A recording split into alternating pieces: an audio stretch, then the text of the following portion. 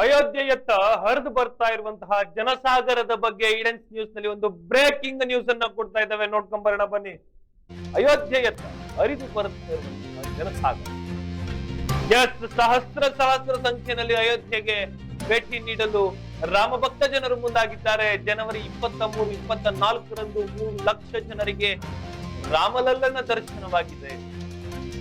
ಜನಸಾಗರ ನಿಯಂತ್ರಿಸಲು ದೇವಾಲಯದ ಟ್ರಸ್ಟ್ ನಿರ್ಧಾರ ಮಾಡಿರುವಂತದ್ದು. ಇದೀಗ ಅಯೋಧ್ಯೆಯತ್ತ ಬರ್ತಾ ಇರುವಂತಹ ವಾಹನಗಳಿಗೆ ತಾತ್ಕಾಲಿಕವಾಗಿ ತಡೆ ನೀಡಲಾಗಿದೆ. ತಾತ್ಕಾಲಿಕವಾಗಿ ತಡೆ. ನುಗ್ಗಲು ಕಾಲ್ತುಳಿತದ ನಿಯಂತ್ರಣಗಳನ್ನ ಮಾಡಲಿಕ್ಕೆ ಅಂತ ಜಿಲ್ಲಾಡಳಿತ ಈ ಕ್ರಮವನ್ನ ಜರುಗಿಸಿರುವಂತದ್ದು. ಜಿಲ್ಲಾಡಳಿತದಿಂದ ಇಂತಹ ಒಂದು ಕ್ರಮ ನಡೆದಿದೆ. ಅಯೋಧ್ಯೆಯತ್ತ ಹರಿದು ಬರ್ತಾ ಇದೆ ಜನಸಾಗರ. ಜನವರಿ 23, 24ರಂದು 3 ಲಕ್ಷ ಜನರಿಗೆ ರಾಮಲಲ್ಲನ ದರ್ಶನವಾಗ್ತಾ ಇದೆ. ಆಗಿದೆ. ರಾಮಲಲ್ಲನ ದರ್ಶನವಾಗಿರುವಂತದ್ದು. ಜನಸಾಗರವನ್ನ ನಿಯಂತ್ರಿಸಲು ದೇವಾಲಯದ ಟ್ರಸ್ಟ್ ನಿರ್ಧಾರ ಮಾಡಿದೆ. ಅಯೋಧ್ಯೆಯತ್ತ ಬರ್ತಾ ಇರುವಂತಹ ವಾಹನಗಳಿಗೆ ತಾತ್ಕಾಲಿಕವಾಗಿ ತಡೆಯನ್ನು ನೀಡಲಾಗಿದೆ. ನುಗ್ಗಲು ಕಾಲ್ತುಳಿತ ನಿಯಂತ್ರಿಸಲು ಜಿಲ್ಲಾಡಳಿತ ಈ ಕ್ರಮಕ್ಕೆ ಮುಂದಾಗಿದೆ. ಜಿಲ್ಲಾಡಳಿತದಿಂದ 933 ಬಸ್ ಸೇವೆ ಸ್ಥಗಿತಗೊಳಿಸಿ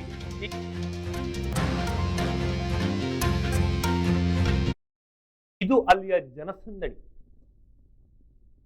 ಎತ್ತ ನೋಡಿದರತ್ತ ರಾಮನಾಮದ ಜಪ, ರಾಮಲಲ್ಲನ ನೋಡ್ಲಿಕ್ಕೆ ಅಂತ ಹೇಳಿ ದೇಶದ ವಿವಿಧ ಭಾಗಗಳಿಂದ ಜನರು ಬರ್ತಾ ಇದ್ದಾರೆ. ಬರೀ ದೇಶ ಅಲ್ಲ, ವಿದೇಶದಿಂದಲೂ ಕೂಡ ರಾಮ ಭಕ್ತರು ಅಯೋಧ್ಯೆಯತ್ತ ಮುಖ ಮಾಡಿರುವಂತದ್ದು.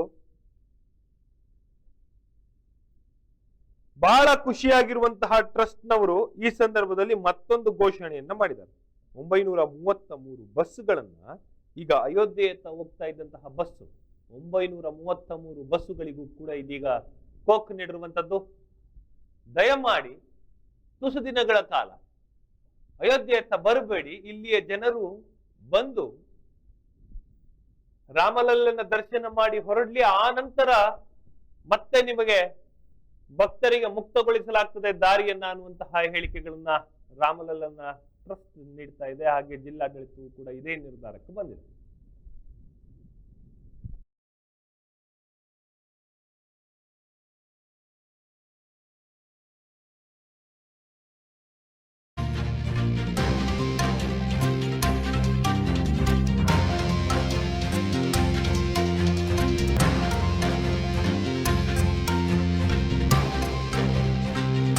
ನುಗ್ಗಲು ಕಾಲ್ತುಳಿತ ನಿಯಂತ್ರಿಸಲು ಜಿಲ್ಲಾಡಳಿತ ಈ ಕ್ರಮವನ್ನು ತೆಗೆದುಕೊಂಡಿರುವಂತದ್ದು. ಹಾಗೆ ಇವತ್ತಿನ ಬೆಳಿಗ್ಗೆ ನಮ್ಮ ಮೈಸೂರಿನ ಶಿಲ್ಪಿ ಆಗಿರಬಹುದು, ದೇವನಹಳ್ಳಿಯ ಶಿಲ್ಪಿ ಆಗಿರಬಹುದು, ಏನು ಮೂಲ ರಾಮನ ಕೆತ್ತನೆಯನ್ನು ಮಾಡಿರುವಂತಹವರು ಕೂಡ ರಿಟರ್ನ್ ಆಗಿರುವಂತದ್ದು. ಹಾಗೆ ಜಿಲ್ಲಾಡಳಿತದ ವತಿಯಿಂದ 933 ಬಸ್ ಸೇವೆಯನ್ನು ಸ್ಥಗಿತಗೊಳಿಸಿರುವಂತದ್ದು.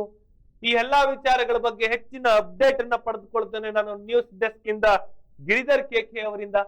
ಗಿರಿಧರ್, ರಾಮ ಮಂದಿರದ ಪ್ರೇಕ್ಷಣ ಅಥವಾ ವೀಕ್ಷಣ ಅಥವಾ ಭಕ್ತರು ಹೆಚ್ಚು ಸಂಖ್ಯೆಯಲ್ಲಿ ಅಯೋಧ್ಯೆಯತ್ತ ಮುಖ ಮಾಡಿರುವಂತದ್ದು ಇದೀಗ ಜಿಲ್ಲಾಡಳಿತಕ್ಕೆ ಒಂದು ದೊಡ್ಡ ತಲೆನೋವಾಗಿ ಪರಿಣಮಿಸಿದೆ ಅಂತ ಹೇಳಿದ್ರೆ ಬಹುಶಃ ತಪ್ಪಾಗ್ಲಿಕ್ಕಿಲ್ಲ ಅನ್ಸುತ್ತೆ. ನೀವೇನಂತೀರಿ? ಮೊದಲನೇ ದಿನ ಕೇವಲ ವಿವಿಐಪಿಗಳಿಗೆ ಮಾತ್ರ ಅವಕಾಶನ ನೀಡಲಾಗಿತ್ತು. ಆದ ನಂತರ 2 ದಿನಗಳಲ್ಲಿ ನಿರಂತರವಾಗಿ ಸುಮಾರು 6ರಿಂದ 8 ಲಕ್ಷವರೆಗೂ ಕೂಡ ಅಲ್ಲಿ ಜನರು ಜಮಾವಣೆಗೊಂಡಿರುವಂತದ್ದು. ಏನಂತಂದ್ರೆ ಇಷ್ಟು ವರ್ಷ 500 ವರ್ಷದ ಒಂದು ಏನ್ ಬೇಡಿಕೆ ಇತ್ತು, ಕೋರಿಕೆ ಇತ್ತು, ಅದು ಈಗ ಈಡೇರಿದೆ. ಆ ರಾಮಲಲ್ಲನ ದರ್ಶನ ಮಾಡ್ಬೇಕು ಅಂತ ಹೇಳಿ ದೇಶ ವಿದೇಶಗಳಿಂದ ಕೂಡ ಅಲ್ಲಿಗೆ ಭಕ್ತರು ಆಗಮಿಸ್ತಿರುವಂತದ್ದು ನಾವು ಗಮನಿಸಬಹುದು.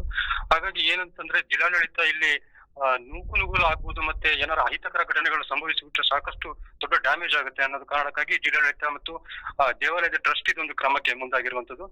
ಅಲ್ಲಿ ಈಗ ಹರಿದು ಬರುವಂತ ಏನು ಬಸ್ಗಳಿದೆ, ಸುಮಾರು 933 ಬಸ್ಸುಗಳ ಸೇವೆನ, ವಿಶೇಷ ಬಸ್ಗಳ ಸೇವೆಯನ್ನು ವ್ಯವಸ್ಥೆ ಮಾಡಲಾಗಿತ್ತು. ಆ ಬಸ್ಗಳಿಗೆ ಕೂಡ ತಾತ್ಕಾಲಿಕ ತಡೆಯನ್ನು ನೀಡಲಾಗಿದೆ.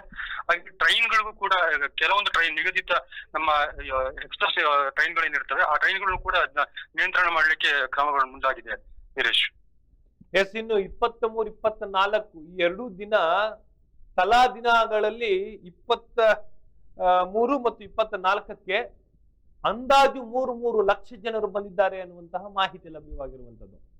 ಹೌದು ಹೌದೌದು ಖಂಡಿತವಾಗ್ಲು ತದನಂತರ ಅಲ್ಲಿ ಆಲ್ರೆಡಿ ಇವಾಗ ಅಯೋಧ್ಯೆಯ ರಾಮಲಲ್ಲನ ಮೂರ್ತಿಯ ಮುಂದೆ ಇಟ್ಟಿದ್ದಂತಹ ಏನು ಹುಂಡಿ ಅಥವಾ ಕಾಣಿಕೆ ಹುಂಡಿ ಏನಿದೆಯಲ್ಲ ಅದು ಕಂಪ್ಲೀಟ್ ಭರ್ತಿ ಆಗಿದೆಯಂತ. ಹೌದು ವೀರೇಶ್, ಏನಂತಂದ್ರೆ ಇವರು ಇದು ಕೂಡ SBI ಕೂಡ ಇದರದೊಂದು ವರದಿಯನ್ನ ಮಾಡಿತ್ತು. ಏನಂತಂದ್ರೆ ಅಂತಾರಾಷ್ಟ್ರೀಯ ಮಟ್ಟದಲ್ಲಿ ಏನು ಮೆಕ್ಕಾ ಮತ್ತು ವ್ಯಾಟಿಕನ್ ಸಿಟಿಯನ್ನ ಅದನ್ನ ಕಂಪೇರ್ ಮಾಡಿ SBI ಒಂದು ವರದಿಯನ್ನು ನೀಡಿದೆ. ಇದು ಸಾಕಷ್ಟು ಇನ್ಕಮ್ ಬರುವಂತ ಸನ್ನಿವೇಶವನ್ನು ಉಂಟು ಮಾಡಿದೆ ಅಯೋಧ್ಯೆ ಅಂತ ಹೇಳಿ ತಿಳಿದು ಬಂದಿರುವಂತದ್ದು. ಹಾಗಾಗಿ ಇಲ್ಲಿ ಸಾಕಷ್ಟು ಕಲೆಕ್ಷನ್ಗಳು ಆಗ್ತಾ ಇದೆ. ಅದ್ರ ಜೊತೆಗೆ ವೀರೇಶ್, ಬರುವಂತ ಭಕ್ತರು ಏನಿರ್ತಾರೆ ಚಿನ್ನಾಭರಣಗಳು, ಒಡವೆಗಳು ಈ ರೀತಿಯನ್ನ ತಂದು ಕೂಡ ಇಲ್ಲಿ ನೀಡ್ತಿರುವಂತದ್ದು ನಾವು ಇಲ್ಲಿ ಗಮನಿಸಬಹುದು ವೀರೇಶ್. ಮತ್ತೊಮ್ಮೆ ಸ್ಪಷ್ಟಪಡಿಸಿ ಗಿರಿಧರ್, ಮಕ್ಕಾ ಮತ್ತು ವ್ಯಾಟಿಕನ್ ಸಿಟಿ ಮತ್ತು ಮೆಕ್ಕಾ. ವ್ಯಾಟಿಕನ್ ಸಿಟಿ ಮತ್ತು ಮಕ್ಕಾದಲ್ಲಿ ಏನು ಜನ ಸಂದಣಿ ಇರುತ್ತೋ ಅಥವಾ ಆದಾಯ ಹೌದೌದು, ಅದಕ್ಕಿಂತ ಹೆಚ್ಚಾಗಿ ಜನಸಂದಣಿ ಇಲ್ಲಿ ಆಗ್ತಾ ಇದೆ, ಅಯೋಧ್ಯೆನಲ್ಲಿ ಆಗ್ತಾ ಇದೆ. ಮತ್ತು ಅಲ್ಲಿ ಏನ್ ಇನ್ಕಮ್ ಅಲ್ಲಿಗೆ ಬರ್ತಿದೆ ಅದರ ದುಪ್ಪಟ್ಟು ಇಲ್ಲಿ ಆಗುತ್ತೆ ಅಂತ SBI ವರದಿ ಮಾಡಿದೆ Veeresh. Yes, thank you Giridhar ತಮ್ಮೆಲ್ಲ ಮಾಹಿತಿಗಳಿಗೆ. ಎಸ್, ಇದೊಂದು ದೇಶದ ಬಹುದೊಡ್ಡ ಹೆಮ್ಮೆ ಮತ್ತು ಅಂತಸ್ಮಿತೆ ಅಂತ ಹೇಳಿದ್ರೆ ಅಥವಾ ಅಸ್ಮಿತೆ ಅಂತ ಹೇಳಿದ್ರೆ ಬಹುಶಃ ತಪ್ಪಾಗ್ಲಿಕ್ಕಿಲ್ಲ.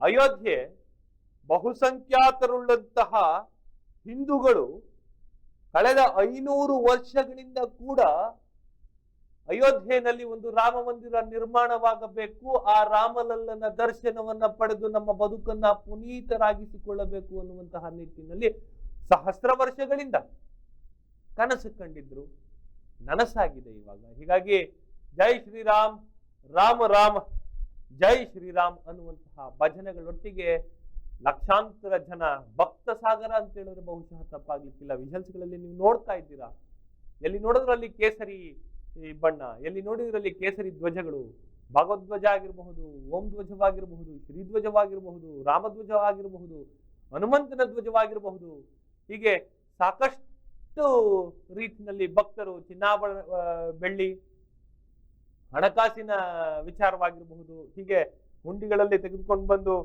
ತಮ್ಮ ಸೇವೆಯನ್ನ ಸಲ್ಲಿಸ್ತಾ ಇರೋದ್ರಿಂದ ಬಹುಶಃ ವ್ಯಾಟಿಕನ್ ಸಿಟಿ ಆಗಿರಬಹುದು ಅಥವಾ ಮೆಕ್ಕಾದಲ್ಲಾಗಿರಬಹುದು ಅವರಿಗಿಂತ ಹೆಚ್ಚು ನಮ್ಮ ಹಿಂದೂ ದೇವಾಲಯದಲ್ಲಿ ಜನಸಂಖ್ಯೆ ದಿನದಿಂದ ದಿನಕ್ಕೆ ಹೆಚ್ಚಾಗ್ತಾ ಇದೆ. ಇದು ವಿಶ್ವ ಮಟ್ಟದಲ್ಲಿ ಸದ್ದು ಮಾಡುತ್ತಿರುವಂತಹ ಒಂದು ದೇವಸ್ಥಾನ ಆಗಿರುವಂತದ್ದು.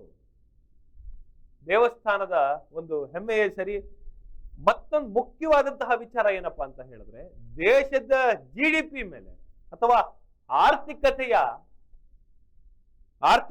ವಿಚಾರಧಾರೆಯಲ್ಲಿಯೂ ಕೂಡ ಅಯೋಧ್ಯೆಯ ರಾಮ ಮಂದಿರ ಒಂದು ಕೇಂದ್ರ ಬಿಂದುವಾಗಿ, ಹೇಗೆ ನಿಮಗೆ ತಿರುಪತಿ ಒಂದು ರಾಜ್ಯದ ಇಡೀ ಆರ್ಥಿಕ ವ್ಯವಸ್ಥೆಯನ್ನು ಹಿಡಿದಿಟ್ಕೊಂಡಿದೆಯೋ ಹಾಗೆ ರಾಮಲಲ್ಲನ ದೇವಸ್ಥಾನ ಮುಂದೊಂದು ದಿನದಲ್ಲಿ ಇಡೀ ದೇಶದ ಅರ್ಥವ್ಯವಸ್ಥೆಯನ್ನು, ಅಲ್ಲಿ ಬರುವಂತಹ ಆದಾಯದ ಮೇಲೆ ನಿರ್ಧಾರ ಮಾಡಬಲ್ಲಂತಹ ಸನ್ನಿವೇಶಗಳು ಕೂಡ ಕ್ರಿಯೇಟ್ ಆಗಬಹುದು ಅನ್ನುವಂತಹ ಮಾಹಿತಿ ಅಥವಾ ಈ ಗುಸುಪಿಸುಗಳೆಲ್ಲವೂ ಕೇಳಿ ಬರ್ತಾ ಇರುವಂತದ್ದು. ಅರ್ಥಶಾಸ್ತ್ರಜ್ಞರು ಇಂತಹದ್ದೇ ಒಂದು ಹೇಳಿಕೆಗಳನ್ನ ಕೊಡ್ತಾ ಇದ್ದಾರೆ. ರಾಜಕೀಯ ಚಾವಡಿಯಲ್ಲಂತೂ ಭಾಜಪದ ಮುಂಬರುವಂತಹ ಲೋಕಸಭಾ ಚುನಾವಣೆಯ ಗೆಲುವಿನ ಮುನ್ಸೂಚಿ ಏನೋ ಬರ್ತಾ ಇರುವಂತಹ ಎಲ್ಲಾ ಭಕ್ತರಿಂದ ವೇವ್ ವೋಟ್ ಆಗಿ ಪರಿಣಮಿಸುತ್ತೇನೋ ಅನ್ನುವಂತಹ ಗುಸುಗುಸು ಕೂಡ ಕೇಳಿ ಬರ್ತಾ ಇದೆ.